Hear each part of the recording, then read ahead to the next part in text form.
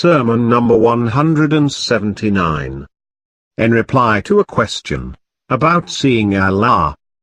In the name of Allah, the Beneficent, the Merciful.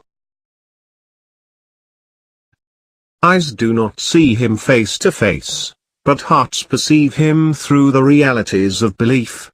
He is near to things but not, physically, contiguous. He is far from them but not, physically, separate.